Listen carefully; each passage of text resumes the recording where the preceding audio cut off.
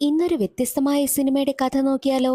ഭർത്താവ് മരണപ്പെട്ട രേഖ എന്ന സ്ത്രീ അവരൊരു മന്ത്രവാദിനിയാണെന്നാണ് നാട്ടുകാർ പറയുന്നത്. കാരണം ഓരോ പുരുഷന്മാരെയും വശീകരിച്ച് കാര്യം നടത്തി അവരെ കൊന്നു കുഴിച്ചു മൂടുന്നു എന്നൊരു കഥ നാട്ടുകാർക്കിടയിലുണ്ട്. അങ്ങനെയുള്ള രേഖയ്ക്ക് രണ്ട് പെൺമക്കൾ ജനിക്കുകയാണ്. പുരുഷന്മാരില്ലാത്ത ആ ഒരു വീട്ടിൽ ചിലത് സംഭവിക്കുന്നു. അതെന്തൊക്കെയാണെന്ന് അറിയണ്ടേ?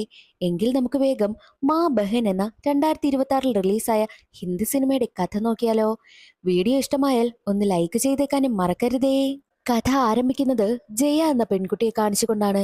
ഒരു ഗൈനക്കോളജിസ്റ്റിന്റെ അടുത്തെത്തിയ ജയ ഡോക്ടറെ IVF വഴി തന്നെ എത്രയും വേഗം പ്രഗ്നന്റ് ആക്കണമെന്നും ആവശ്യപ്പെടുന്നു. IVF ട്രീറ്റ്മെന്റിന് ഏകദേശം 5 ലക്ഷം രൂപ ചിലവാകുമെന്ന് ഡോക്ടർ പറയുന്നതോടുകൂടി എത്രയും വേഗം 5 ലക്ഷം രൂപ കണ്ടെത്തണമെന്നും ജയ തീരുമാനിക്കും. മറ്റൊരു വശത്ത് കഥാനായികയെ രേഖയെ കാണിക്കുന്നു. രേഖ ഇപ്പോൾ ഒരു മദ്യഷോപ്പിലൊക്കെ പോയിട്ട് മദ്യം വാങ്ങിക്കൊണ്ട് പോവുകയാണ്. മറ്റൊരു വശത്ത് സുഷമ എന്ന പെൺകുട്ടിയെയും കാണിക്കുന്നു. സുഷമയാണെങ്കിലോ എപ്പോഴും റീൽസ് ഒക്കെ എടുക്കുന്ന പരിപാടി സുഷമയ്ക്കുണ്ട്. മാത്രമല്ല ചേച്ചിയുടെ ഹസ്ബൻഡിനൊപ്പമാണ് റീൽസ് ഒക്കെ ഷൂട്ട് ചെയ്യുന്നത്. അതുകൊണ്ട് തന്നെ ഒരുപാട് പേര് വന്ന് മോശമായിട്ടാണ് കമന്റ് ഇടുന്നത്. നീ നല്ല കുടുംബത്തിൽ ജനിച്ച പെൺകുട്ടിയാണോ?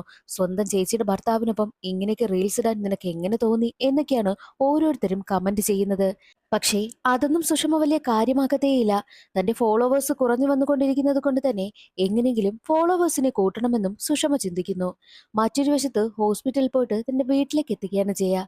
ജയയുടെ വീട്ടില് ഭർത്താവും അമ്മായിയമ്മയും അമ്മായിയച്ഛനും ഭർത്താവിന്റെ 3 സഹോദരങ്ങളുമാണുള്ളത്. വീട്ടിലേക്ക് എത്തിയ ജയ 3 സഹോദരങ്ങൾക്കും അമ്മായിയച്ഛനും അമ്മായിയമ്മയ്ക്കും ഭർത്താവിനും വേണ്ടി ആഹാരം പാചകം ചെയ്യുവാനായും തുടങ്ങി. എപ്പോഴും അവൾക്ക് ജോലി തന്നെയാണ്. ഏകദേശം 1-2 മണിക്കൂറോളം അവൾ അടുക്കളയിൽ ചിലവഴിക്കേണ്ടി വരുന്നുണ്ട്. അതിന്റെ സങ്കടം ജയയ്ക്കുണ്ടായിരുന്നു. എന്നാൽ മറ്റൊരു വശത്ത് മദ്യമൊക്കെ വാങ്ങി വീട്ടിലേക്ക് എത്തുകയാണ് രേഖ. രേഖയ്ക്ക് 2 പെൺമക്കളുണ്ട്. മൂത്ത മകളെ വിവാഹം കഴിപ്പിച്ചു വിട്ടതാണ്. മൂത്ത മകൾ മറ്റാരുമല്ല, സിനിമയുടെ തുടക്കത്തിൽ കാണിച്ച ജയയില്ലേ, ജയ തന്നെയാണ് മൂത്ത മകൾ. രണ്ടാമത്തെ മകൾ റീൽസ് ഒക്കെ ഷൂട്ട് ചെയ്യുന്ന സുഷമ. ഈ സുഷമ സ്വന്തം ചേച്ചിയായ ജയയുടെ ഹസ്ബൻഡുമായിട്ടാണ് റീൽസ് ഒക്കെ ഷൂട്ട് ചെയ്യുന്നത്. അതേസമയം ജയയുടെ ഭർത്താവിനെയാണ് കാണിക്കുന്നത്. ജയയുടെ ഭർത്താവ് രാത്രി വീട്ടിലേക്ക് എത്തിയാൽ എപ്പോഴും മദ്യപിച്ചതിന് ശേഷമാണ് കിടന്നുറങ്ങാറുള്ളത്. മാത്രമല്ല ഉറങ്ങുമ്പോൾ പോലും അയാൾ കണ്ണു തുറന്നു വെച്ച് മാത്രമേ ഉറങ്ങൂ. ജയയ്ക്കാണെങ്കിലോ ജയയുടെ ഭർത്താവ് സ്വന്തം സഹോദരിയെ സുഷമയ്ക്കൊപ്പം റീൽസ് ഒന്നും ചെയ്യുന്നത് അത്ര ഇഷ്ടമേ അല്ല. ആ റീൽസ് ഒക്കെ എടുത്തു നോക്കി അവൾ വല്ലാതെ ദേഷ്യത്തോടു കൂടിയാണ് നിൽക്കുന്നത്. അതേസമയം ജയയ്ക്ക് രേഖയുടെ കോള് വരുന്നു. കോൾ എടുക്കുന്ന സമയത്ത് രേഖ വല്ലാതെ കരഞ്ഞുകൊണ്ടിരിക്കുകയാണ്. എന്തിനാ അമ്മ ഇങ്ങനെ കരയുന്നത്? കാര്യം പറയുവാനായിട്ടും ജയ പറയുന്നു. നീ ആദ്യം നിന്റെ സഹോദരിയെ കോൺഫറൻസ് കോൾ ചെയ്.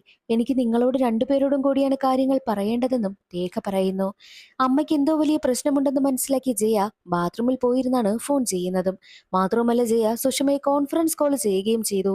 2 മക്കളും ലൈനിൽ വന്നു എന്ന് മനസ്സിലാക്കിയ രേഖ പൊട്ടിക്കരയുകയാണ്. നമ്മുടെ വീടിന് ഓപ്പോസിറ്റ് ഒരു ഗുപ്തയില്ലേ, അയാൾ മരണപ്പെട്ടു പോയി. ഗുപ്ത മരണപ്പെട്ടു പോയതിന് അമ്മ എന്തിനാ ഇങ്ങനെ പൊട്ടിക്കരയുന്നത്? ഒരാൾ മരിക്കുന്നതൊക്കെ സാധാരണമല്ലേ എന്ന് ജയ ചോദിക്കുമ്പോൾ അയാൾ മരിച്ചുപോയതേ നമ്മുടെ വീട്ടിൽ വന്നാണെന്ന് പറഞ്ഞ് രേഖ പൊട്ടിക്കരയുന്നു. അത് കേട്ടതും ജയ വല്ലാതെ ഷോക്കായി പോവുകയാണ്. ആ സീൻ അവിടെ കട്ടായി. രേഖ ആരാണെന്നുള്ളത് ഒരു ഫ്ലാഷ് ബാക്കിലൂടെയാണ് കാണിക്കുന്നത്. ഒരുപാട് വർഷങ്ങൾക്ക് മുൻപ് സുന്ദരിയായിരുന്ന രേഖ അതുപോലെ സുന്ദരനായ ഒരു പുരുഷനെ വിവാഹം കഴിച്ചാണ് ആദ്യമായിട്ട് ആ നാട്ടിലേക്ക് വരുന്നത്.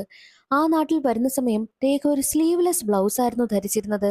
അതുകൊണ്ട് തന്നെ നാട്ടിലുള്ളവരെല്ലാവരും രേഖയെ ഉറ്റുനോക്കുകയാണ് ചെയ്തത്. കൂടാതെ അവിടെ ഉണ്ടായിരുന്ന പുരുഷന്മാരെല്ലാവരും സുന്ദരിയായ രേഖയുടെ മുഖത്തു നിന്നും കണ്ണെടുക്കുന്നതേയില്ല. രേഖയും ഭർത്താവും താമസിക്കുന്ന വീടിന് ഓപ്പോസിറ്റ് ആണ് ഗുപ്ത എന്ന ആളിന്റെ വീട്. ഗുപ്തയെ ആദ്യ കാഴ്ചയിൽ കണ്ട രേഖയ്ക്ക് എങ്ങനെയെങ്കിലും അയാളുമായിട്ട് ബന്ധപ്പെടണമെന്ന മോഹമുണ്ടാകുന്നു. അതുകൊണ്ട് തന്നെ പിന്നീട് അങ്ങോട്ടുള്ള ദിവസങ്ങളിലൊക്കെ ഗുപ്ത എക്സസൈസ് ചെയ്യുവാനായിട്ട് ഇറങ്ങുന്ന സമയമെല്ലാം എക്സ്പോസ് ചെയ്യുന്ന രീതിയിൽ ഡ്രസ്സൊക്കെ ധരിച്ചുകൊണ്ട് അയാളെ മയക്കുവാനായിട്ട് രേഖ ശ്രമിക്കുന്നു. പക്ഷേ അയാളാണെങ്കിലോ അതൊന്നും മൈൻഡ് ചെയ്യാതെ കയറി പോവുകയാണ് ചെയ്യുന്നത്. അങ്ങനെ ദിവസങ്ങൾ മുന്നോട്ട് പോകെ രേഖ പ്രഗ്നന്റ് ആവുകയും മൂത്ത പെൺകുട്ടിക്ക് ജന്മം നൽകുകയും ചെയ്തു. അതേ സമയത്തായിരുന്നു രേഖയുടെ ഭർത്താവ് ഷോക്കേറ്റ് മരണപ്പെട്ടു പോകുന്നത്. മരണാനന്തര ചടങ്ങിൽ പങ്കെടുക്കുവാൻ വേണ്ടിയിട്ട് ഈ ഗുപ്തയും എത്തുന്നുണ്ട്. സ്വന്തം ഭർത്താവ് മരിച്ചു കിടന്നിട്ട് പോലും അവിടേക്ക് എത്തുന്ന ഗുപ്തയെ മയക്കും വിധമാണ് രേഖ സംസാരിക്കുന്നത്. അതെല്ലാം അവിടെ കൂടിയ നാട്ടുകാരൊക്കെ ശ്രദ്ധിക്കുന്നുണ്ട്. അതിനുശേഷം രേഖയെക്കുറിച്ച് പല കഥകളും പ്രചരിക്കുവാനായും തുടങ്ങി. ഈ രേഖ ഒരു മന്ത്രവാദിയാണ്. പല പുരുഷന്മാരെയും അവൾ വളച്ചെടുക്കും. അവളുടെ ആവശ്യം കഴിഞ്ഞു കഴിഞ്ഞാൽ അവരെയൊക്കെ അവൾ കൊന്നതിനു ശേഷം അവിടെ കുഴിച്ചിടുകയാണ് ചെയ്യുന്നത്. അവരെ കുഴിച്ചിട്ടതിന് മുകളിലാണ് അവൾ റോസാ തൈകൾ നട്ടുവെച്ചിരിക്കുന്നത്. അതിൽ വെള്ളമൊഴിക്കാനാണ് പല സമയത്തും അവൾ പുറത്തു വരുന്നത് എന്നുള്ള കഥകളൊക്കെ പ്രചരിച്ചു തുടങ്ങി. ആ ഒരു സീൻ അവിടെ കട്ടായി പ്രസന്റ് സിറ്റുവേഷനാണ് കാണിക്കുന്നത്. ഗുപ്ത വീടിനുള്ളിൽ മരിച്ചു കിടക്കുന്നെങ്കിലും ആ ഒരു പേടിയൊന്നും മുഖത്ത് കാണിക്കാതിരിക്കാൻ വേണ്ടിയിട്ട് പതിവ് പോലെ റോസാ ചെടികൾക്കൊക്കെ വന്ന് വെള്ളമൊഴിക്കുകയാണ് രേഖ ചെയ്യുന്നത്. അതേസമയം ജയ വീട്ടിലേക്ക് എത്തുന്നു. നാട്ടുകാർക്കൊന്നും സംശയം തോന്നാതിരിക്കാൻ വേണ്ടിയിട്ട് രേഖ തന്റെ മുഖത്ത് പേടിയൊന്നും കാണിക്കാതെ മകളെ കണ്ട സന്തോഷത്തിൽ മകളെ കൂട്ടിക്കൊണ്ടു പോവുകയാണ് ചെയ്യുന്നത്. വീടിനുള്ളിലേക്ക് എത്തിയതും രേഖയ്ക്ക് വല്ലാതെ പേടിയായി. എന്നിട്ട് ജയയ്ക്ക് ഗുപ്തയുടെ ഡെഡ് ബോഡിയും കൊണ്ടുവന്ന് കാണിച്ചു കൊടുക്കുന്നു. അതേ സമയമായിരുന്നു അവിടേക്ക് സുഷമയും എത്തുന്നത്. സുഷമയും ഗുപ്തയുടെ ഡെഡ് ബോഡി കണ്ട് ഞെട്ടി നിൽക്കുകയാ. യഥാർത്ഥത്തിൽ എന്താണ് സംഭവിച്ചതെന്ന് ജയയും സുഷമയും ചോദിക്കുമ്പോൾ ഒരു ചായയും കുടിച്ചുകൊണ്ട് രേഖ നടന്ന കാര്യങ്ങളൊക്കെ തുറന്നു പറയുവാനായും തുടങ്ങി. രേഖ പറയുന്നത് ഇങ്ങനെയായിരുന്നു: ആ ഗുപ്തയ്ക്ക് എന്നെ കാണുന്ന നാൾ മുതൽ എന്നോടൊരു മോഹമുണ്ടായിരുന്നു. ഇന്നലെ നോക്കിയപ്പോൾ ഒട്ടും പ്രതീക്ഷിക്കാതെ അയാൾ വീട്ടിലേക്ക് കയറി വന്നു. അയാൾ എന്നോട് മോശമായിട്ട് പെരുമാറുവാനായി ശ്രമിച്ചു. ഞാൻ അയാളെ പിടിച്ചു തള്ളി. അയാൾ തറയിൽ വന്ന് വീണ് തലയിടിച്ച് മരണപ്പെട്ടു പോവുകയാണ് ചെയ്തതെന്നും രേഖ പറയും. അത് കേട്ട ജയ പറയുന്നത്: സത്യത്തിൽ അയാളല്ലേ അമ്മയോട് മോശമായിട്ട് പെരുമാറാൻ വന്നത്? അപ്പോൾ അമ്മ അയാളെ പിടിച്ചു തള്ളി. അത് സ്വയരക്ഷയ്ക്ക് വേണ്ടിയിട്ട് ചെയ്തതല്ലേ? ഉറപ്പായിട്ടും പോലീസ് ഇത് അറിഞ്ഞു കഴിഞ്ഞാലും അമ്മയ്ക്ക് രക്ഷപ്പെടുവാനായിട്ട് കഴിയുമെന്നും ജയ പറയുമ്പോൾ അത് കേട്ട് സുഷമ പറയുന്നത്: ഈ ഒരു കാര്യം പോലീസ് അറിഞ്ഞു കഴിഞ്ഞാൽ ഉറപ്പായിട്ടും നമ്മുടെ അമ്മ തന്നെ അകത്ത് പോകും. അല്ലാതെ രക്ഷപ്പെടുവാനൊന്നും കഴിയില്ല. അതുകൊണ്ട് വേറെ വല്ല വഴിയും നോക്കണമെന്നും സുഷമ പറയുന്നു. നമുക്ക് ആരും അറിയാതെ ഈ ഡെഡ് ബോഡി പാക്ക് ചെയ്ത് എവിടെയെങ്കിലും കൊണ്ടുവന്ന് ഉപേക്ഷിച്ചാലോ എന്നൊക്കെ രേഖ ചോദിക്കുന്നുണ്ട്. അതേസമയം ഗുപ്തയുടെ വീട് കാണിക്കുന്നു. ഗുപ്തയുടെ വീട്ടില് ഭാര്യയും 2 മക്കളുമാണുള്ളത്. ഒരു പെണ്ണും ഒരാണും. അതിൽ മകളുടെ വിവാഹമൊക്കെ ഉറപ്പിച്ചു വെച്ചിരിക്കുകയാണ്. ഗുപ്തയ്ക്കൊരു സ്വഭാവമുണ്ട്. ഭാര്യയോടൊന്നും പറയത്തില്ല. തോന്നുന്നത് പോലെ ഇങ്ങനെ ഇറങ്ങി നടക്കും. അതുകൊണ്ട് തന്നെ ഭർത്താവ് തലേ ദിവസം വീട്ടിലില്ലാത്തത് കൊണ്ട് തന്നോട് പറയാതെ എവിടെയോ പോയിരിക്കുകയാണെന്നാണ് ഭാര്യ കരുതിയിരിക്കുന്നതും. അച്ഛൻ എവിടെയെന്നൊക്കെ മകനോട് ചോദിക്കുമ്പോൾ എനിക്കറിയില്ല എന്നാണ് മകന്റെ മറുപടിയും. മകളോടും അച്ഛനെ കുറിച്ചുള്ള കാര്യങ്ങളൊക്കെ വന്ന് ഗുപ്തയുടെ ഭാര്യ സംസാരിക്കുന്നുണ്ട്. അമ്മയും മകളും ചേർന്ന് ഗുപ്തയുടെ ഫോണിലേക്ക് വിളിക്കുന്നു. പക്ഷേ ഫോൺ റിങ് ചെയ്യുന്നത് അടുത്തുള്ള രേഖയുടെ വീട്ടിലും. ഫോൺ റിങ് ചെയ്യുന്ന ശ്രദ്ധിക്കുന്ന രേഖയും മക്കളും വിളിക്കുന്നത് ഗുപ്തയുടെ ഭാര്യയാണല്ലോ എന്ന് മനസ്സിലാക്കി പേടിച്ച് നിൽക്കുകയാണ്. അതേസമയം തന്നെ ഗുപ്തയുടെ ഫോണിലേക്ക് ഒരുപാട് മെസ്സേജുകളും വരുന്നുണ്ട്.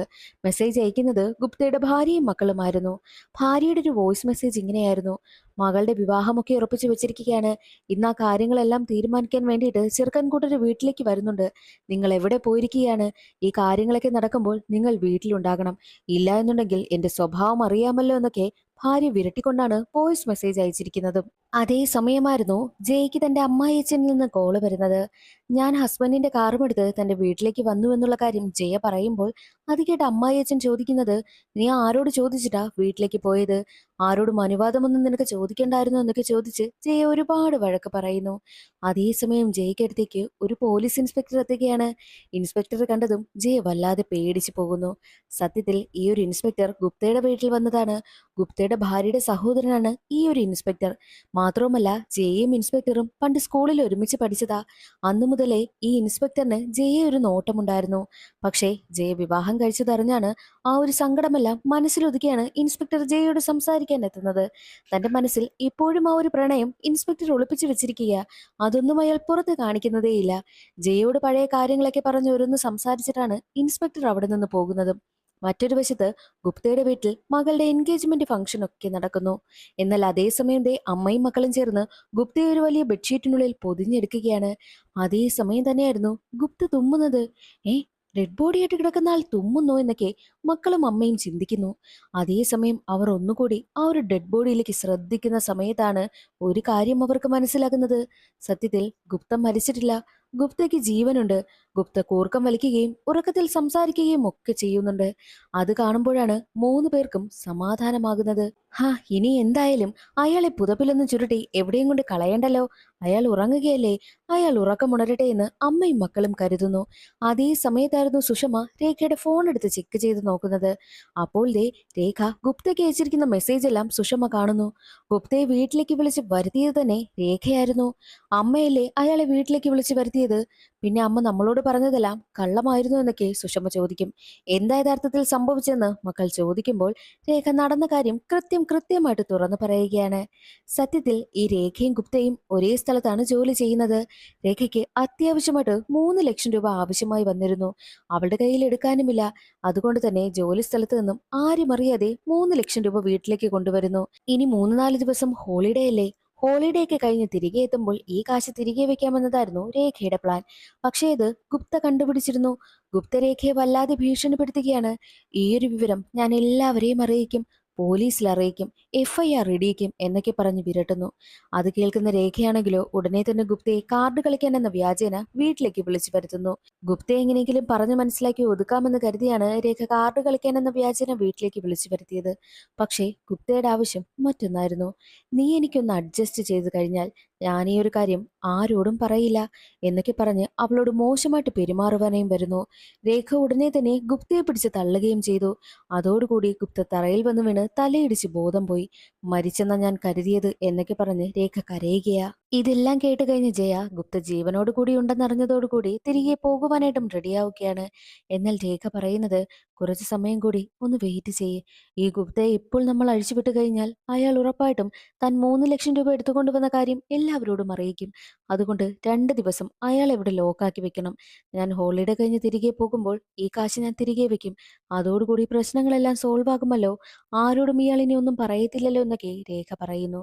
എന്നാൽ അതൊന്നും കേൾക്കാതെ അമ്മായിയച്ഛൻ പ്രശ്നമുണ്ടാക്കുന്നത് കൊണ്ട് വീട്ടിലേക്ക് പോകുവാനായി ഒരുങ്ങുന്ന ജയയോട് IVF ചെയ്യുവാനായിട്ട് അവൾക്ക് 5 ലക്ഷം രൂപ ആവശ്യമില്ലേ, ആ കാശിന്റെ പകുതി താൻ തരാമെന്ന് രേഖ പറയുന്നതോടുകൂടി അവിടെ നിൽക്കുവാനായിട്ടും ജയ തീരുമാനിക്കുന്നു. അങ്ങനെ അമ്മയും മക്കളും ചേർന്ന് ഗുപ്തയെ ഒരു റൂമിലേക്ക് വലിച്ചിഴച്ചു കൊണ്ടുവന്ന് അവിടെ കെട്ടിയിടുകയാണ് ചെയ്യുന്നത്. അതേസമയം പുറത്തു നിൽക്കുകയായിരുന്ന സുഷമയ്ക്കടുത്തേക്ക് ഗുപ്തയുടെ മകൾ സംസാരിക്കുവാനായും എത്തുന്നുണ്ട്. അത് കാണുന്ന ഗുപ്തയുടെ ഭാര്യ മകളെ ഒരുപാട് വഴക്ക് പറയുന്നു. നീ എന്തിനാ ആ പെൺകുട്ടിയോടൊക്കെ പോയി സംസാരിക്കുന്നെന്ന് പറഞ്ഞാണ് വഴക്ക് പറയുന്നത്. സത്യത്തിൽ ഈ ഗുപ്തയുടെ വീട്ടുകാർക്ക് രേഖയുടെ വീട്ടുകാരെ കണ്ടേകൂടാ. കാരണം എന്തെന്നാൽ ഈ സുഷമയാണെങ്കിലോ റീൽസ് ഒക്കെ ഷൂട്ട് ചെയ്യും. മാത്രവുമല്ല, റീൽസ് ഒക്കെ വൈറലാകുവാൻ വേണ്ടിയിട്ട് പല പുരുഷന്മാർക്കൊപ്പവും അവൾ റീൽസ് ഷൂട്ട് ചെയ്യും. മാത്രവുമല്ല, ഒരു പയ്യനെ കിസ് ചെയ്യുന്നത് പോലെ ഒരു റീല് ഷൂട്ട് ചെയ്യുകയും ആ റീല് വൈറലാവുകയും ചെയ്തു. നാട്ടിലുള്ള എല്ലാവരും കണ്ടു. ഗുപ്തയുടെ ഭാര്യയും കാണുകയുണ്ടായി. ആ ഒരു വീഡിയോ കൊണ്ടുവന്ന് രേഖയെ കാണിച്ചു കൊടുക്കുകയാ. ഈ നാട്ടില് ഇതുപോലൊരു പെൺകുട്ടിയില്ല, നിങ്ങളുടെ മകൾ എന്താ ഇങ്ങനെയെന്നൊക്കെ പറഞ്ഞിട്ട് അവളെ ഒരുപാട് വഴക്ക് പറയുന്നു. എല്ലാവരും അങ്ങനെ തന്റെ മകളെ കുറ്റം പറയുന്നത് മനസ്സിലാക്കിയ രേഖ സുഷമയെ ഒരുപാട് വഴക്ക് പറയുകയും ഇനി നീ ഈ നാട്ടിൽ നിൽക്കരുതെന്ന് പറഞ്ഞ് സുഷമയെ അവിടെ നിന്നും ജയയുടെ വീട്ടിലേക്ക് പറഞ്ഞു വിടുകയാണ് ചെയ്യുന്നത്. എന്നാൽ ജയയുടെ വീട്ടിലെത്തിയിട്ടും സുഷമ ഒതുങ്ങിയോ ഇല്ല. അവിടെ വെച്ച് ജയയുടെ ഭർത്താവുമൊപ്പം റീൽസ് ഷൂട്ട് ചെയ്യുവാനായും തുടങ്ങി. അതും വൈറലായി. ഓരോരുത്തരും ഓരോന്ന് പറയുവാനായും തുടങ്ങി. തന്റെ ഭർത്താവിനൊപ്പം സ്വന്തം സഹോദരി ഇങ്ങനെ റീലൊക്കെ ഷൂട്ട് ചെയ്യുന്നത് കാണുന്ന ജയ്ക്ക് വല്ലാതെ ദേഷ്യം വരികയാണ്. സഹോദരി അവൾക്ക് ഇഷ്ടമല്ല എന്ന് തന്നെ പറയാം. സുഷമയുടെ ഒരു പെരുമാറ്റവും അവൾക്ക് ഇഷ്ടമേ അല്ല. സുഷമയെ കണ്ണിന് നേരെ കാണുന്നത് പോലും ജയ്ക്ക് ഇഷ്ടമേ അല്ലായിരുന്നു. ഇതൊക്കെ കാരണമാണ് ഗുപ്തയുടെ വീട്ടുകാർക്ക് രേഖയുടെ കുടുംബത്തെ ഇഷ്ടമല്ലാത്തതും. എന്നാലിപ്പോൾ ഗുപ്തയുടെ ഭാര്യയ്ക്ക് എന്തൊക്കെയോ ചെറിയ സംശയം. കാരണം സ്വന്തം മകളുടെ എൻഗേജ്മെന്റ് ഫംഗ്ഷന് അച്ഛനായി ഗുപ്ത പങ്കെടുത്തില്ല. മാത്രവുമല്ല, രേഖയും ഫാമിലിയും ഈ ഒരു എൻഗേജ്മെന്റ് ചടങ്ങിലും പങ്കെടുത്തിട്ടില്ല. അതുകൊണ്ട് തന്നെ ഗുപ്തയുടെ ഭാര്യയ്ക്ക് എന്തൊക്കെയോ സംശയം തോന്നുകയാണ്. തന്റെ ഭർത്താവ് രേഖയുടെ വീട്ടിലുണ്ടോ എന്ന സംശയം ഭാര്യയ്ക്ക് തോന്നുന്നു. അതുകൊണ്ട് തന്നെ എൻഗേജ്മെന്റ് ഫംഗ്ഷൻ കഴിഞ്ഞതുകൊണ്ട് സ്വീറ്റ്സ് കൊടുക്കാനെന്ന വ്യാജേന നേരെ ഗുപ്തയുടെ ഭാര്യ രേഖയുടെ വീട്ടിലേക്ക് എത്തുന്നു. എന്നിട്ട് അവർ അകത്തേക്ക് ക്ഷണിക്കുന്നതിന് മുൻപ് അകത്തേക്ക് ഇടിച്ചു കയറി ചെല്ലുകയാണ് ചെയ്യുന്നത്. എന്റെ മകളുടെ എൻഗേജ്മെന്റ് ഫംഗ്ഷന് നിങ്ങൾ വന്നില്ല, പക്ഷേ കല്യാണത്തിന് വരാതിരിക്കരുത് എന്നൊക്കെയുള്ള കാര്യം ഗുപ്തയുടെ ഭാര്യ പറയുമ്പോൾ കല്യാണത്തിനൊക്കെ ഞങ്ങൾ ഉറപ്പായിട്ടും വരുമെന്നും രേഖയും മറുപടി പറയുന്നു. എന്നാൽ ഗുപ്തയുടെ ഭാര്യയാണെങ്കിലോ അവിടെ മുഴുവൻ തന്റെ കണ്ണുകൊണ്ട് പരതി നോക്കുകയാണ്, ഭർത്താവ് അവിടെ എവിടെയെങ്കിലും ഉണ്ടോ എന്ന്. ഒന്നും തന്നെ കണ്ടെത്താൻ കഴിഞ്ഞില്ല. സംശയത്തോടു കൂടിയാണ് ഗുപ്തയുടെ ഭാര്യ തിരികെ വീട്ടിലേക്ക് എത്തുന്നത്. എന്നിട്ട് തന്റെ സഹോദരനായ പോലീസ് ഇൻസ്പെക്ടറിനോട് തന്റെ സംശയം പ്രകടിപ്പിക്കുന്നു. നീ ആ ഒരു വീട്ടിൽ പോയി ഒന്ന് അന്വേഷിച്ച് നോക്കുന്നൊക്കെ തന്റെ സഹോദരനോട് പറയുമ്പോൾ, അല്ലെങ്കിൽ നിങ്ങൾക്ക് ആ ഒരു കുടുംബത്തിനോട് വല്ലാത്ത ദേഷ്യമാ. പാവപ്പെട്ടവരാ അവിടെ താമസിക്കുന്നത്, എന്തിനാ അവരെ ഇങ്ങനെയൊക്കെ സംശയിക്കുന്നത് എന്നുള്ള കാര്യമൊക്കെ പോലീസ് ഇൻസ്പെക്ടർ പറയുമ്പോൾ ഗുപ്തയുടെ ഭാര്യ നിർബന്ധിച്ച് തന്റെ സഹോദരനെ അവിടേക്ക് പറഞ്ഞു വിടുന്നു. പോലീസ് ഇൻസ്പെക്ടർ വന്ന് കോളിംഗ് ബെല്ലടിക്കുന്ന സമയത്ത് അയ്യോ നമ്മൾ പിടിക്കപ്പെടുമോ എന്നൊക്കെ പേടിച്ച് ഉടനെ തന്നെ ഗുപ്തയെ മറ്റൊരു സ്ഥലത്തേക്ക് മാറ്റുന്നു. അതേസമയം ജയയും ഈ ഒരു പോലീസ് ഇൻസ്പെക്ടറും നല്ല കമ്പനി ആയതുകൊണ്ട് തന്നെ ജയ വന്ന് പോലീസ് പോലീസ് ഇൻസ്പെക്ടറിനോട് സംസാരിക്കുകയാണ്. നമ്മൾ പഠിച്ചിരുന്ന സ്കൂളിലേക്കൊക്കെ നമുക്കൊന്ന് പോയാലെന്നൊക്കെ ജയ ചോദിക്കുമ്പോൾ പോലീസ് ഇൻസ്പെക്ടർ ലോട്ടറി അടിച്ച സന്തോഷത്തിൽ ജയയും കൂട്ടിക്കൊണ്ട് അവിടെ നിന്ന് പോകുന്നു. രണ്ടുപേരും പഴയ കാര്യങ്ങളൊക്കെ ഒരുപാട് ചർച്ച ചെയ്യും. പോലീസ് ഇൻസ്പെക്ടറിന്റെ സംസാരത്തിൽ നിന്നും തന്നെ അയാൾ മറന്നിട്ടില്ല എന്നും ഇപ്പോഴും അയാൾക്ക് ആ ഒരു സ്നേഹമുണ്ടെന്നും ജയയ്ക്ക് മനസ്സിലാകുന്നു. സത്യത്തിൽ ഈ ഗുപ്തയുടെ കുടുംബത്തിന് രേഖയുടെ കുടുംബത്തിനോട് ദേഷ്യം തോന്നുവാൻ വേണ്ടിയിട്ട് മറ്റൊരു കാരണമുണ്ട്. പ്രത്യേകിച്ച് ജയയോട് ദേഷ്യം തോന്നുവാനായിട്ട്. കാരണം എന്തെന്നാൽ കുറേ വർഷങ്ങൾക്ക് മുൻപ് ഗുപ്തയുടെ മകളെ പെണ്ണ് കാണുവാൻ വേണ്ടിയിട്ട് ഒരു പയ്യൻ വന്നിരുന്നു. അവിടെ പാചകത്തിനായിട്ട് പോയതാണ് ജയ. എന്നാൽ ജയ അവിടെ പൂരിയൊക്കെ ഉണ്ടാക്കിക്കൊണ്ട് നിൽക്കുന്നതിനിടയിൽ വെച്ച് ഗുപ്തയുടെ മകളെ പെണ്ണ് കാണുവാൻ വന്ന ചെറുക്കനെ നോക്കി നിൽക്കുന്നു. എന്നാൽ ഈ പയ്യനാണെങ്കിലോ ഗുപ്തയുടെ മകളെ ശ്രദ്ധിക്കാതെ ജയയെ തന്നെ ശ്രദ്ധിക്കുന്നു. ജയ അവന് ഒരുപാട് ഇഷ്ടമായി. ആരും അറിയാതെ ആ പയ്യൻ അടുക്കളയിലേക്ക് വന്ന് ജയയുമായിട്ട് റൊമാൻസ് ചെയ്യുന്നു. ഇതെല്ലാം എല്ലാവരും കണ്ടുകൊണ്ട് വരികയും മാത്രമല്ല ജയ നന്നായിട്ട് പൂരി ഉണ്ടാക്കുന്നത് ആ പയ്യന്റെ അമ്മ കാണുകയും ചെയ്തു. അതോടുകൂടി ഇവൾ മതി എനിക്ക് മരുമകളെന്നും അമ്മായിയമ്മ തീരുമാനിച്ചു. അങ്ങനെയാണ് ജയ ഇപ്പോൾ കാണുന്ന പയ്യനെ വിവാഹം കഴിച്ചത്. സത്യത്തിൽ ജയയുടെ ഇപ്പോഴത്തെ ഭർത്താവ് ഗുപ്തയുടെ മകളെ വിവാഹം കഴിക്കുവാൻ വേണ്ടിയിട്ട് വന്ന ഒരു വലിയ പണക്കാരനായിരുന്നു. ജയയുടെ വിവാഹം കഴിഞ്ഞതോടുകൂടി പോലീസ് ഇൻസ്പെക്ടർ ആകെ തകർന്നു പോവുകയാണ് ചെയ്യുന്നത്. ഇതാണ് ജയയോട് ഗുപ്തയുടെ കുടുംബത്തിന് ദേഷ്യം തോന്നുവാനായിട്ട് കാരണം. അങ്ങനെയുള്ള ജയയാണല്ലോ ഇപ്പോൾ പോലീസ് ഇൻസ്പെക്ടർ മനസ്സിൽ കൊണ്ട് നടക്കുന്നതും. എന്നാൽ മറ്റൊരു വശത്ത് ജയയെ വീട്ടിലേക്ക് കൊണ്ടുവന്നാക്കുകയാണ് പോലീസ് ഇൻസ്പെക്ടർ. അതേസമയം ജയയുടെ ഭർത്താവും വീട്ടിലേക്ക് എത്തിയിരുന്നു. ജയയെ കാണുന്ന ഭർത്താവ് വല്ലാതെ ദേഷ്യപ്പെടുകയാ. നീ എന്തിനാ ഇയാളുടെ വണ്ടിയിലേക്ക് വന്നിറങ്ങുന്നതെന്ന് ചോദിക്കുമ്പോൾ ഞാനൊരു മരുന്ന് വാങ്ങുവാൻ വേണ്ടിയിട്ട് കടയിലേക്ക് പോയതാ. തിരികെ വരുന്ന വഴിയിലെ ഈ പോലീസ് ഉദ്യോഗസ്ഥൻ എനിക്ക് ലിഫ്റ്റ് തന്നു എന്നാണ് ജയ കള്ളം പറയുന്നത്. അങ്ങനെ ഭർത്താവിനെ അകത്തേക്ക് കൂട്ടിക്കൊണ്ടു പോകുന്നു. ജയയുടെ ഭർത്താവ് അകത്തേക്ക് വരുന്ന സമയത്ത് രേഖയും സുഷമയും വല്ലാതെ വെപ്രാളപ്പെടുകയാണ് ചെയ്യുന്നത്. മാത്രമല്ല ജയയുടെ ഭർത്താവ് അന്നേ ദിവസം അവിടെ നിന്ന് പോകുന്നില്ല എന്നും തീരുമാനിക്കുകയും ചെയ്യുന്നു. മാത്രമല്ല പുറത്തേക്ക് വന്ന് തന്റെ അച്ഛനെ ഫോൺ വിളിച്ചിട്ട് ഇതൊരു വലിയ വീടാണ്, ഈ വീട്ടിൽ നിന്നും എങ്ങനെയെങ്കിലും ജയയുടെ അമ്മയൊക്കെ നമുക്ക് പുറത്തടിച്ചിറക്കണം, എന്നിട്ട് അവർക്ക് ഏതെങ്കിലും ഒരു വാടക വീടൊക്കെ എടുത്തു കൊടുത്തതിന് ശേഷം ഈ വീട് നമുക്ക് എഴുതിയെടുക്കാം, ഇത് വിറ്റാൽ നല്ല കാശ് കിട്ടുമെന്നൊക്കെ ജയയുടെ ഭർത്താവ് പറയുന്നു. അതെല്ലാം 3 പേരും കേട്ട് ഷോക്കായി നിൽക്കുകയാ. മാത്രമല്ല അന്നേ ദിവസം രാത്രി കഴിക്കുവാനായിട്ടുള്ള ഫുഡ് എല്ലാം ഉണ്ടാക്കുകയും അവന് വിളമ്പിക്കൊടുക്കുകയും ചെയ്യുന്നുണ്ട്. ഗുപ്തയെ വീട്ടിൽ കെട്ടിവെച്ചിരിക്കുന്നു. അതിനിടയിൽ കൂടി ഇവനെ കൂടി എങ്ങനെ മുന്നോട്ട് കൊണ്ടുപോകാനാ എന്നൊക്കെ അവർ ചിന്തിച്ച് വല്ലാതെ ടെൻഷൻ അടിക്കും. ആഹാരമെല്ലാം കഴിച്ചു കഴിഞ്ഞ് നേരെ ആ പയ്യനാണെങ്കിലോ ഉറങ്ങുവാനായി ചെല്ലുന്നതോ രേഖയുടെ മുറിയിലേക്ക്. രേഖയുടെ ഫോട്ടോയൊക്കെ കാണുന്ന ആ പയ്യനാണെങ്കിൽ എന്റെ അമ്മായിയമ്മ എന്ത് സുന്ദരിയാന്നൊക്കെ ചിന്തിക്കുന്നു. മറ്റൊരു വശത്ത് ഗുപ്തയുടെ വീടാണ് കാണിക്കുന്നത്. ഗുപ്തയുടെ മകളാണെങ്കിൽ കരഞ്ഞുകൊണ്ടേയിരിക്കുന്നു. കല്യാണമൊക്കെ ആയിട്ട് നീ എന്തിനാടി ഇങ്ങനെ ഇരുന്ന് കരയുന്നതെന്ന് അമ്മ ചോദിക്കുമ്പോൾ എനിക്ക് ഇന്നൊരു മെസ്സേജ് വന്നു, നിങ്ങളുടെ അച്ഛനെ നിങ്ങൾക്ക് തിരികെ വേണമെന്നുണ്ടെങ്കിൽ 6 ലക്ഷം രൂപ എനിക്ക് തരണമെന്നായിരുന്നു ആ മെസ്സേജ് അയച്ച ആൾ എഴുതിയിരുന്നത്. എങ്ങനെയാ 6 ലക്ഷം രൂപ ഒപ്പിക്കുന്നത്? കല്യാണ സമയം കൂടിയല്ലേ. മാത്രമല്ല അച്ഛനെ ആരോ കിഡ്നാപ്പ് ചെയ്തിരിക്കുകയാണെന്ന് പറഞ്ഞാണ് മകൾ കരയുന്നത്. എന്നാൽ ആ ഒരു മെസ്സേജ് കാണുന്ന പോലീസ് ഇൻസ്പെക്ടർ ആണെങ്കിൽ ഇതിന് പിന്നിൽ ആരാണുള്ളതെന്ന് കണ്ടുപിടിക്കണമെന്നും തീരുമാനിക്കും. കിഡ്നാപ്പറിന് കാശ് കൊടുക്കുവാനായി പോകുമ്പോൾ കിഡ്നാപ്പറിനെ പൊക്കണമെന്നാണ് പോലീസ് ഉദ്യോഗസ്ഥന്റെ പ്ലാൻ. മറ്റൊരു വശത്ത് രേഖയെ കാണിക്കുന്നു. ഈ രേഖയ്ക്ക് രണ്ടാമതൊരു മകൾ ജനിച്ചില്ലേ, സുഷമ ജനിച്ചത് രേഖ മറ്റൊരാളെ രണ്ടാമതായിട്ട് വിവാഹം കഴിച്ചു. അതിൽ ജനിച്ച കുട്ടിയാണെന്നാണ് പറയപ്പെടുന്നത്. മാത്രവുമല്ല ആ ഭർത്താവ് ജീവിച്ചിരിക്കവേ തന്നെ മറ്റുള്ള പുരുഷന്മാരുമായിട്ടും രേഖയ്ക്ക് ബന്ധമുണ്ടായിരുന്നുവെന്നും രേഖ തന്റെ വീട്ടിൽ ഒരു കഫേ പോലൊരു കാര്യം സെറ്റ് ചെയ്തെടുത്തിട്ട് അവിടേക്ക് ഒരുപാട് പുരുഷന്മാരെ കൊണ്ടുവന്ന് മോശമായിട്ടുള്ള വീഡിയോകളൊക്കെ കാണിച്ചു കൊടുക്കും. എന്നിട്ട് തന്റെ ആവശ്യമെല്ലാം നിറവേറ്റിയതിനു ശേഷം റോസാ ചെടിക്ക് താഴെ കുഴിച്ചിട്ടുണ്ട് എന്നൊക്കെയുള്ള റൂമേഴ്സും പരക്കുന്നുണ്ട്. പക്ഷേ യഥാർത്ഥത്തിൽ രേഖയുടെ സ്വഭാവം എന്താണ് എന്നുള്ള കാര്യമൊന്നും ആർക്കും അറിയത്തേയില്ല. ഇതെല്ലാം സത്യമാണോ എന്നുള്ളതെല്ലാം മക്കൾക്കും വളരെ സംശയമുണ്ട്. മറ്റൊരു വശത്ത് ജയയെ കാണുവാൻ വേണ്ടിയിട്ട് പോലീസ് ഉദ്യോഗസ്ഥനെത്തുന്നു. ഗുപ്തയെ ആരോ കടത്തിക്കൊണ്ടുപോയി 6 ലക്ഷം രൂപയാണ് ചോദിക്കുന്നത് എന്നൊക്കെയുള്ള കാര്യം പോലീസ് ഇൻസ്പെക്ടർ പറയുമ്പോൾ ഗുപ്തയെ കടത്തി വെച്ചിരിക്കുന്നത് നമ്മൾ 3 പേരും. നമ്മൾ ഇതുവരെയും കാശൊന്നും ചോദിച്ചിട്ടില്ലല്ലോ. ഇതിന്റെ പിന്നിൽ ആരാ? ഇനി ഞാൻ അറിയാതെ എന്റെ അമ്മയും സഹോദരിയുമാണോ കാശ് ചോദിക്കുന്നത് എന്നൊക്കെയുള്ള കാര്യം ജയ ചിന്തിക്കുന്നു. ഇനി എന്താ നിങ്ങളുടെ പ്ലാൻ എന്ന് ജയ ചോദിക്കുമ്പോൾ ഓരോ വീട്ടിലായിട്ട് പോയി അന്വേഷിക്കണം, വീട് മുഴുവൻ സെർച്ച് ചെയ്യണം, ഏതെങ്കിലും വീട്ടിൽ ആരെങ്കിലും കടത്തി വെച്ചിട്ടുണ്ടോ എന്നുള്ളത് കണ്ടുപിടിക്കണമെന്നുമൊക്കെ പോലീസ് ഉദ്യോഗസ്ഥൻ പറയുന്നു. അയ്യോ, നമ്മുടെ വീട്ടിലാണല്ലോ ഗുപ്തയുള്ളത്, എത്രയും വേഗം എന്തെങ്കിലും ചെയ്യണമെന്നൊക്കെ ചിന്തിച്ച് ആ ഒരു പോലീസ് ഉദ്യോഗസ്ഥന് സംശയം തോന്നിക്കാത്ത വിധം സംസാരിച്ചിട്ടാണ് ജയ അവിടെ നിന്ന് പോകുന്നത്. അന്നേ ദിവസം രാത്രി രേഖ ഇറങ്ങിപ്പോകുന്നത് ജയ കാണുന്നു. രേഖയെ ഫോളോ ചെയ്ത് ജയ പോവുകയാണ്. ജയ ഇറങ്ങി പോകുന്നത് സുഷമ കാണുന്നു. ജയെ ഫോളോ ചെയ്ത് സുഷമയും പോവുകയാണ്.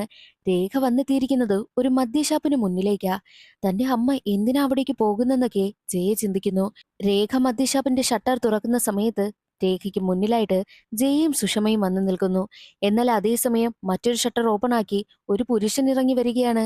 അത് മറ്റാരുമല്ല, രേഖയുടെ രണ്ടാമത്തെ ഭർത്താവാണ്. രണ്ടാമത്തെ ഭർത്താവിന് ജനിച്ചതാണ് സുഷമ.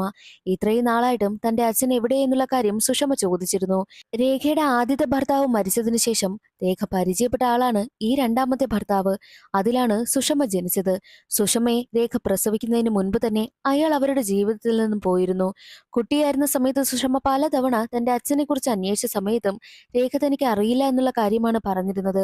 ഒരുപാട് വർഷങ്ങൾക്ക് ശേഷം തന്റെ അച്ഛനെ കാണുന്ന സുഷമ വല്ലാതെ ഇമോഷണൽ ആകുന്നു. അതേസമയം രേഖ കൊണ്ടുവന്ന ആ ഒരു 3 ലക്ഷം രൂപ അയാളെ ഏൽപ്പിക്കുന്നു. അപ്പോൾ ഈ അച്ഛന് വേണ്ടിയിട്ടാണോ അമ്മ 3 ലക്ഷം രൂപ അടിച്ചു മാറ്റിയത് എന്നുള്ള കാര്യമൊക്കെ മക്കൾ ചോദിക്കുമ്പോൾ അതേ എന്ന് രേഖ പറയുന്നു. അതേസമയം മറ്റൊരു വശത്ത് ഗുപ്തയുടെ കുടുംബത്തെ കാണിക്കുകയാണ്. കിഡ്നാപ്പർ ചോദിച്ച 6 ലക്ഷം രൂപ ഒരു വേസ്റ്റ് ബാസ്ക്കറ്റിന് മുകളിൽ കൊണ്ടുവന്ന് വെക്കുക. അവിടെ വെച്ചിട്ട് നിങ്ങൾ അവിടെ നിന്ന് പൊയ്ക്കൊള്ളണമെന്ന് കിഡ്നാപ്പർ പറഞ്ഞതുകൊണ്ട് തന്നെ കാശും വെച്ചിട്ട് അവർ അവിടെ നിന്ന് പോകുന്നു. ആരാണ് കാശെടുക്കാൻ വരുന്നതെന്ന് നോക്കി അവിടെ വെയിറ്റ് ചെയ്യുകയാണ് പോലീസ് ഇൻസ്പെക്ടർ. അച്ഛൻ എവിടെയായിരുന്നു ഇത്രയും നാളെന്ന് സുഷമ തന്റെ അച്ഛനോട് ചോദിക്കുമ്പോൾ താൻ ഗവൺമെന്റിന് വേണ്ടിയിട്ട് ആരും അറിയാതെ ഒരു രഹസ്യ ഓപ്പറേഷൻ നടത്തുകയായിരുന്നു, അതുകൊണ്ടാണ് തന്നെ കാണാത്തതെന്നൊക്കെ അയാൾ പറയുന്ന സമയത്താണ് മറ്റൊരു കാര്യം രേഖ ശ്രദ്ധിക്കുന്നത്. സത്യത്തിൽ പോലീസ് തേടിക്കൊണ്ടിരിക്കുന്ന ഒരു പിടികിട്ടാ പുള്ളിയാണ് തന്റെ രണ്ടാമത്തെ ഭർത്താവ് എന്നുള്ള രഹസ്യം രേഖ മനസ്സിലാക്കി. നിങ്ങൾ പിടികിട്ടാ പുള്ളിയാണോ? അപ്പോൾ നിങ്ങൾ എന്റെ കയ്യിൽ നിന്നും കാശ് വാങ്ങുന്നത് എന്തിനാണ് എന്നൊക്കെ രേഖ ചോദിക്കുമ്പോൾ അയാൾ ഉടനെ തന്നെ സുഷമയെ തന്റെ അടുത്തേക്ക് ചേർത്ത് നിർത്തിയിട്ട് കത്തിയെടുത്ത് അവളുടെ കഴുത്തിൽ വെച്ച് ഭീഷണിപ്പെടുത്തുവാനായും തുടങ്ങി. ആ കാശ് എനിക്ക് തരണം, ഇല്ല എന്നുണ്ടെങ്കിൽ നിന്റെ മകളെ ഞാൻ കൊല്ലുമെന്ന് വിരട്ടുന്നു. തന്റെ അച്ഛന്റെ ഭാഗത്തു നിന്നും ഇങ്ങനെയൊന്ന് സംഭവിക്കുമെന്ന് സുഷമ കരുതിയില്ല. മാത്രമല്ല ഇത്രയും നാൾ വിശ്വസിച്ച തന്റെ രണ്ടാം ഭർത്താവ് ഇങ്ങനെയൊക്കെ ചെയ്യുമെന്ന് രേഖയും കരുതിയില്ല. രേഖ അയാളുടെ മുഖത്തേക്ക് കാശ് വലിച്ചെറിഞ്ഞു കൊടുത്തിട്ട് തന്റെ മകളെ രക്ഷിക്കുന്നു. അയാൾ അവിടെ നിന്ന് പോവുകയും ചെയ്തു. ഇതെല്ലാം കണ്ടിട്ട് നാട്ടുകാർ പറയുന്നത് സത്യമാണെന്നാണ് ഞങ്ങൾക്ക് തോന്നുന്നത്. അമ്മ ഒരു മോശമായ സ്ത്രീയാണല്ലേ എന്നൊക്കെ പറഞ്ഞ് ജയയും സുഷമയും രേഖയെ ഒരുപാട് വഴക്ക് പറയുന്നു. അതേസമയം കിഡ്നാപ്പറിനെ പിടികൂടുവാനായി ഇരിക്കുകയാണല്ലോ പോലീസ് ഉദ്യോഗസ്ഥൻ. ഒരു ഘട്ടത്തിൽ പോലീസ് ഉദ്യോഗസ്ഥനാണെങ്കിലോ ഉറങ്ങിപ്പോകുന്നു. അതേ തക്കം നോക്കി കിഡ്നാപ്പർ വന്ന് കാശുമെടുത്തുകൊണ്ട് പോവുകയാണ്. അമ്മയെ ഒരുപാട് വഴക്ക് പറഞ്ഞതിന് ശേഷം വീട്ടിലേക്ക് എത്തിക്കുകയാണ് ജയയും സുഷമയും. ഗുപ്തയെ അഴിച്ചുവിടുവാൻ വേണ്ടിയിട്ട് ജയ ശ്രമിക്കുന്നുണ്ട്. ഇപ്പോൾ വേണ്ട, നാളത്തെ ഒരു ദിവസം കൂടി കഴിഞ്ഞിട്ട് അയാളെ വെറുതെ വിടാമെന്നൊക്കെ രേഖ പറയുമ്പോൾ ജയ അതൊന്നും കേൾക്കുവാനായി കൂട്ടാക്കുന്നില്ല. 3 പേരും വഴക്ക് കൂടുന്ന സമയം ഗുപ്തയ്ക്ക് ബോധം വരികയാണ്. ഗുപ്തയാണെങ്കിലോ അവിടെ നിന്നും എഴുന്നേറ്റ് രക്ഷപ്പെട്ടു പോകുവാനായും ശ്രമിക്കുന്നു. അതേസമയം 3 പേരും ചേർന്ന് ഗുപ്തയെ തടയുകയാണ്. ഒരു ഘട്ടത്തിൽ ജയ അവിടെയുണ്ടായിരുന്ന ഒരു തേങ്ങ എടുത്ത് ഗുപ്തയുടെ തലക്കടിക്കുന്നു. വീണ്ടും ഗുപ്തയുടെ ബോധം പോവുകയാണ്. ഇവിടെ നടക്കുന്ന ശബ്ദങ്ങളെല്ലാം ജയയുടെ ഭർത്താവ് കേട്ടുകൊണ്ടുവരുന്നു. എന്താ ഇവിടെ സംഭവിക്കുന്നത്? നീ ആ ഒരു പോലീസ് ഉദ്യോഗസ്ഥനെ ഞാനറിയാതെ വീട്ടിലേക്ക് വിളിച്ച് കയറ്റിയല്ലേ? നിങ്ങൾ തമ്മിൽ പരിപാടി നടത്തുകയാണല്ലേ എന്നൊക്കെ പറഞ്ഞ് അവളെ ഒരുപാട് വഴക്ക് പറയുന്നു. അത് കേട്ടതും ജയയ്ക്ക് വല്ലാതെ ദേഷ്യം വരികയാണ്. ഓൾറെഡി ജയയ്ക്ക് തന്റെ ഭർത്താവിനോട് നല്ല ദേഷ്യമുണ്ട്. അതുകൊണ്ട് തന്നെ അവൾ പറയുന്നത്, അതേടാ, ഞാൻ അവനുമായിട്ട് പരിപാടി നടത്തുക തന്നെയാ. അതിന് നിനക്കെന്താ? നീ എന്തെങ്കിലും ഒരു ഭാര്യയായിട്ട് എന്നെ കണ്ടിട്ടുണ്ടോ? നീ വെറും ഒരു അടിമയായിട്ടല്ലേ എന്നെ ട്രീറ്റ് ചെയ്യുന്നത്? അങ്ങനെയുള്ള നിനക്കൊപ്പം ജീവിക്കുവാൻ വേണ്ടിയിട്ട് എനിക്ക് കഴിയില്ല. നമുക്ക് 2 പേർക്കും പിരിയാം. ഉടനെ തന്നെ ഡിവോഴ്സിനുള്ള കാര്യങ്ങളെല്ലാം റെഡിയാക്കണമെന്ന് പറഞ്ഞിട്ട് അവനെ ആ രാത്രി തന്നെ അവിടെ നിന്നും ഇറക്കി വിടുകയാണ് ചെയ്യുന്നത്. അതും ട്രൗസറോട് കൂടിയാണ് അവനെ അവിടെ നിന്നും ഇറക്കി വിടുന്നത്. ഒരു ഷർട്ട് പോലും അവനെ ഇടാൻ സമ്മതിച്ചതേയില്ല. അവൻ അവിടെ നിന്നും ദേഷ്യത്തോടു കൂടി ഇറങ്ങി പോവുകയും ചെയ്യുന്നുണ്ട്. മകൾ ആകെ തകർന്ന അവസ്ഥയിൽ നിൽക്കുന്നത് രേഖ ശ്രദ്ധിക്കുകയും ചെയ്യുക. അമ്മയും മക്കളും തമ്മിൽ ചർച്ചയൊക്കെ നടത്തിക്കൊണ്ടിരിക്കുന്ന സമയത്താണ് ദയാ ഗുപ്തയ്ക്ക് വീണ്ടും ബോധം വന്നതും അയാൾ ആ വീട്ടിൽ നിന്നും രക്ഷപ്പെട്ട് തന്റെ വീട്ടിലേക്ക് എത്തുന്നതും. ഗുപ്ത സ്വന്തം വീട്ടിലേക്ക് എത്തിയെന്നുള്ള കാര്യം രേഖയ്ക്കും മക്കൾക്കും മനസ്സിലായി. ഗുപ്ത വീട്ടിലേക്ക് എത്തിയതും ഗുപ്തയ്ക്ക് സംസാരിക്കുവാനായി കഴിയുന്നില്ല. അയാൾ ഒന്നും മിണ്ടാതെ ഒരു പാറക്കല്ല് കണക്കിരിക്കുന്നു. പോലീസ് ഇൻസ്പെക്ടർ കരുതുന്നത് കിഡ്നാപ്പറിന് കാശ് കൊടുത്തത് കൊണ്ടായിരിക്കാം കിഡ്നാപ്പർ ഗുപ്തയെ വെറുതെ വിട്ടതെന്ന്. പക്ഷേ അതിനൊന്നും ഗുപ്ത മറുപടി പറയുന്നതേയില്ല. ഗുപ്തയുടെ തലയ്ക്കും ചെറിയ പരിക്ക് പറ്റിയിട്ടുണ്ട്. അതെല്ലാം മരുന്ന് വെച്ചതിന് ശേഷം ഗുപ്ത തന്റെ റൂമിലേക്ക് വരുന്നു. അതിനുശേഷം ഗുപ്ത ഫോൺ എടുത്ത് നേരെ രേഖയെ വിളിക്കുകയാണ്. എന്നെ കിഡ്നാപ്പ് ചെയ്തിട്ട് ടോർച്ചർ ചെയ്യാമെന്ന് നീ അങ്ങ് കരുതിയോ? എന്തായാലും നീ 3 ലക്ഷം രൂപ അടിച്ചു മാറ്റിയ കാര്യം ഞാൻ എല്ലാരെയും അറിയിക്കും.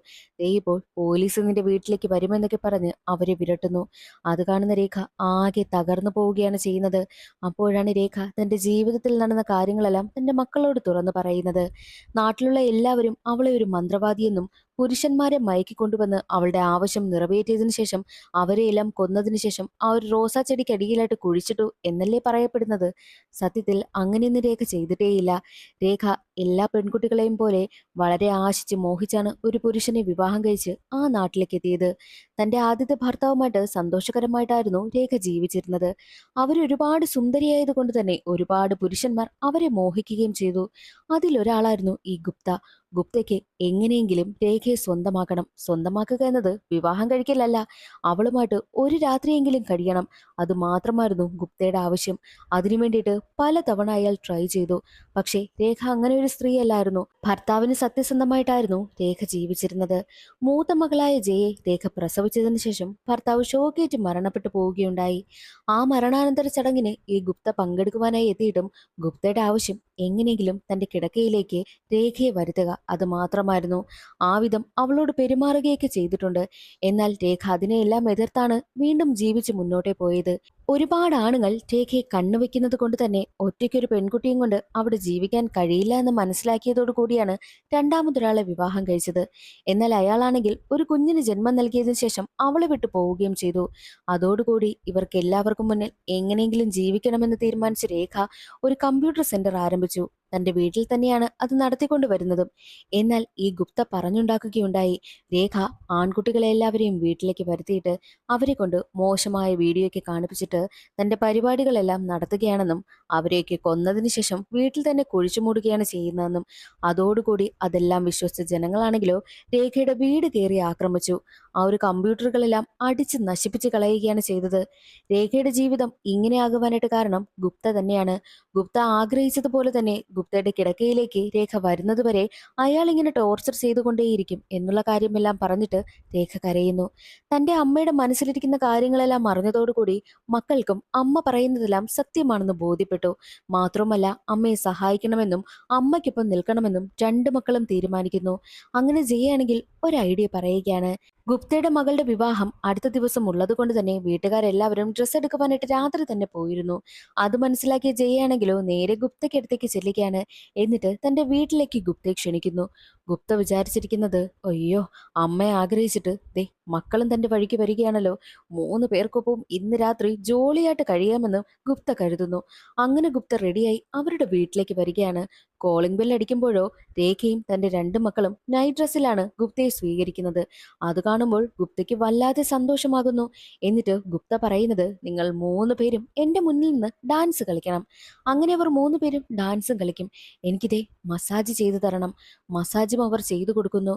പക്ഷെ ഗുപ്ത പറയുന്ന ഈ കാര്യങ്ങളെല്ലാം അവർ 3 പേരും ചെയ്യുന്ന സമയത്തും ഗുപ്ത അറിയാതെ അതെല്ലാം വീഡിയോ ഷൂട്ട് ചെയ്തു വെക്കുകയാണ്. അതേസമയം ജയ ഗുപ്തയുടെ ഭാര്യയ്ക്ക് ഒരു മെസ്സേജും അയക്കുന്നു. നിങ്ങളുടെ ഭർത്താവ് ഞങ്ങളുടെ വീട്ടിലുണ്ട്, എത്രയും വേഗം വരണമെന്ന്. അതറിഞ്ഞ ഉടനെ തന്നെ ഗുപ്തയുടെ ഭാര്യയാണെങ്കിൽ രേഖയുടെ വീട്ടിലേക്ക് എത്തുന്നു. അപ്പോൾ ദേ ആ 3 പേരും നൈറ്റ് ഡ്രസ്സിൽ നിൽക്കുന്നു. ഗുപ്തയും അവിടെയുണ്ട്. എന്താ ഇവിടെ നടക്കുന്നതെന്ന് ഗുപ്തയുടെ ഭാര്യ ചോദിക്കുന്നു. അപ്പോൾ ഗുപ്തയ്ക്ക് മനസ്സിലായി ഇവർ തനിക്കിട്ട് പണി തരികയാണെന്ന്. അതോടെ ഗുപ്തയാണെങ്കിലോ പ്ലേറ്റ് തിരിക്കുകയാ ചെയ്യുന്നത്. ദേ ഇവൾ കമ്പനിയിൽ നിന്നും 3 ലക്ഷം രൂപ അടിച്ചു മാറ്റി. ഞാൻ ആ ഒരു കാര്യം പുറത്തു പറയുമെന്ന് പറഞ്ഞപ്പോൾ ഇവൾ എന്നോട് വീട്ടിലേക്ക് വരുവാനായി ആവശ്യപ്പെട്ടു. അല്ലാതെ ഞാനൊന്നിനും വന്നതല്ല എന്നൊക്കെ ഗുപ്ത പ്ലേറ്റ് തിരിക്കുമ്പോൾ അത് കേട്ടുകൊണ്ടു നിന്ന രേഖ വല്ലാതെ ദേഷ്യപ്പെടുകയും രേഖയുടെ ജീവിതത്തിൽ സംഭവിച്ച കാര്യങ്ങളെല്ലാം അവൾ തുറന്നു പറയുകയും ചെയ്തു. മാത്രവുമല്ല എന്തിനാണ് 3 ലക്ഷം രൂപ അവൾ എടുത്തതെന്നും ആകാശ് താൻ തിരികെ വെക്കുമെന്നും ഗുപ്ത എത്രത്തോളം രേഖയെ ടോർച്ചർ ചെയ്തിട്ടുണ്ട് എന്നുള്ള കാര്യമെല്ലാം ഗുപ്തയുടെ ഭാര്യയ്ക്ക് മുന്നിൽ തുറന്നു പറയുകയാണ്. അത് കേട്ട് എന്ത് പറയണമെന്നറിയാതെ നിൽക്കുകയാണ് ഗുപ്തയുടെ ഭാര്യയും. മാത്രമല്ല പോലീസിൽ വിവരം അറിയിക്കുമെന്ന് തന്നെ ഗുപ്ത പറയുമ്പോൾ എന്തായാലും വിവരം അറിയിക്കേ, ദേ ഈ ഒരു വീഡിയോ ഉണ്ടല്ലോ അത് ഞങ്ങൾ കാണിച്ചു കൊടുക്കുമെന്നും ജയ എടുത്ത് കാണിക്കുന്നു. അതിലിവർ 3 പേരും ചേർന്ന് ഗുപ്ത പറഞ്ഞ കാര്യങ്ങളെല്ലാം ചെയ്യുന്ന വീഡിയോ ആയിരുന്നു അത്. എന്നാൽ ഗുപ്തയുടെ ഭാര്യ പറയുന്നത്, ഈ വീഡിയോ നിങ്ങൾ കാണിച്ചു കഴിഞ്ഞാൽ നിങ്ങൾ കൂടി നാണം കെടുകയല്ലേ ചെയ്യുന്നതെന്ന് ചോദിക്കുമ്പോൾ, ഞങ്ങൾക്കിനി എന്ത് നാണക്കേട്, ഞങ്ങളെ ഒരുപാട് ഇയാൾ നാണം കെടുത്തി, ഇനി എന്താ ഞങ്ങൾ നോക്കേണ്ടത്? എന്തായാലും ഈ ഒരു വീഡിയോ പുറത്തു വന്നു കഴിഞ്ഞാൽ നിങ്ങൾ കുടുംബം മുഴുവൻ നാറുമെന്നുള്ള കാര്യം രേഖയും മക്കളും പറയുന്നു. അത് കേട്ടതോടുകൂടി ഗുപ്ത എന്ത് ചെയ്യണമെന്നറിയാതെ തലയും കുനിച്ചുകൊണ്ട് വീട്ടിൽ നിന്നും പുറത്തേക്ക് ഇറങ്ങി വരുന്നു. അപ്പോൾ അവിടേക്ക് പോലീസ് ഇൻസ്പെക്ടർ എത്തുകയാണ്. നമുക്ക് കംപ്ലൈന്റ് രജിസ്റ്റർ ചെയ്യാമെന്ന് പറയുമ്പോൾ വേണ്ട എന്ന് പറഞ്ഞിട്ടാണ് ഗുപ്ത അവിടെ നിന്ന് പോകുന്നത്. ജയ്ക്കും സുഷമയ്ക്കും ഇടയിൽ ചെറിയൊരു പ്രശ്നമുണ്ടായിരുന്നല്ലോ. സുഷമ തന്റെ സഹോദരിയോട് ക്ഷമ ചോദിക്കും. അവസാനിക്കുകയാണ്. സുഷമ പറയുന്നത്, എന്റെ സ്വന്തം സഹോദരൻ എന്ന് കണ്ടുകൊണ്ടാ ഞാൻ റീൽസ് ഒക്കെ ഷൂട്ട് ചെയ്തത്, അല്ലാതെ വേറൊന്നും എന്റെ മനസ്സിലില്ലായിരുന്നു. ഞാൻ അങ്ങനെയൊക്കെ ചെയ്തതിന് ചേച്ചി എന്നോട് ക്ഷമിക്കണമെന്നും സുഷമ പറയുന്നുണ്ട്. അങ്ങനെ അമ്മയുടെയും മക്കളുടെയും പ്രശ്നങ്ങളെല്ലാം ഒരുവിധം ഒതുങ്ങി എന്ന് തന്നെ പറയാം. അതേ സമയത്തായിരുന്നു കഥയിൽ മറ്റൊരു ട്വിസ്റ്റ്. ഗുപ്തയുടെ മകളുടെ വിവാഹം നടക്കുകയാണല്ലോ. എന്നാൽ വിവാഹ ചടങ്ങിലൊന്നും പങ്കെടുക്കാതെ ഗുപ്തയുടെ മകൾ നേരെ പോയിരിക്കുന്നത് ഒരു മ്യൂസിക് കോമ്പറ്റീഷനിൽ പങ്കെടുക്കുവാൻ വേണ്ടിയിട്ട്.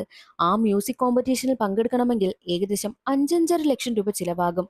ആ പൈസ ചിലവാക്കിയാണ് പെൺകുട്ടി അവിടെ വരെ എത്തിയിരിക്കുന്നത്. അത് കാണുമ്പോൾ 3 പേർക്കും ഒരു കാര്യം മനസ്സിലായി. ഗുപ്തയെ കിഡ്നാപ്പ് ചെയ്ത് വെച്ചിരിക്കുന്നു എന്ന പേരിൽ കാശ് ചോദിച്ചത് സത്യത്തിൽ ഗുപ്തയുടെ മകൾ തന്നെയായിരുന്നു. ആ ഒരു കാശ് കിട്ടിയതോടുകൂടിയാണ് മ്യൂസിക് കോമ്പറ്റീഷനിൽ പങ്കെടുക്കുവാനായിട്ട് ആ പെൺകുട്ടി പോയതും. അത് മനസ്സിലാക്കിയ അമ്മയും മക്കളും പൊട്ടിച്ചിരിക്കുകയാണ് ചെയ്യുന്നത്. നാട്ടുകാരെല്ലാവരും അവരെ മോശമായിട്ടല്ലേ ഇത്രയും നാൾ പറഞ്ഞുകൊണ്ടേയിരുന്നതും. ഇനി ആരോ എന്തോ പറയട്ടെ, ഞങ്ങൾക്കൊന്നുമില്ല, ആര് പറയുന്നതും ഞങ്ങളെ ബാധിക്കത്തേയില്ല. ഈ സമൂഹത്തിൽ എല്ലാവർക്കും മുന്നിൽ ഞങ്ങൾ അന്തസ്സായിട്ട് ജീവിക്കുമെന്ന് അമ്മയും മക്കളും തീരുമാനിക്കുന്നു. അതോടുകൂടി സിനിമയുടെ കഥ അവിടെ അവസാനിക്കുകയാണ്. ഇന്നത്തെ ഈ ഒരു വീഡിയോ എല്ലാവർക്കും ഇഷ്ടമായി എന്ന് കരുതുന്നു. അടുത്തൊരു വീഡിയോയിൽ കാണാം. അതുവരെ എല്ലാവർക്കും ബൈ.